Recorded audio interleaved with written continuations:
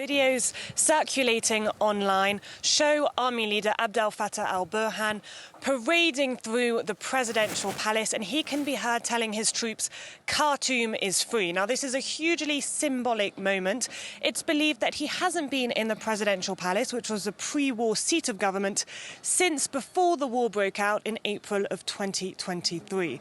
Now, Khartoum has been the big prize of this conflict. The army has been trying to recapture it since the war broke out. At the beginning of the conflict, Khartoum, the presidential palace, the airport and many other government buildings, most of the city were in the hands of the paramilitary rapid support forces. But in recent days, the army has made a massive offensive in order to recapture a lot of that territory that it gained. People are very surprised at the speed at which they've been able to recapture a lot of territory in Khartoum. On Friday, they captured the presidential palace, then they captured other government buildings, and on Wednesday, the airport.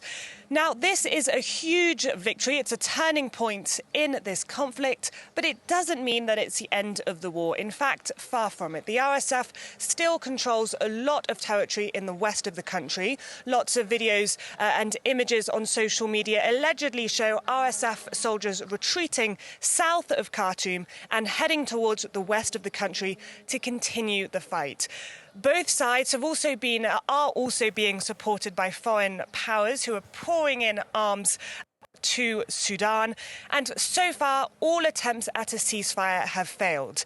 There are also some question marks about what is going to happen in these now army-controlled areas. In order to make these significant gains, the army has been supported by a lot of militia groups. In exchange, the army has been providing them with troops and money. But all of these militia groups have very different objectives, so it is still unclear what will happen next. But what is likely is that the instability and this conflict will continue for some time.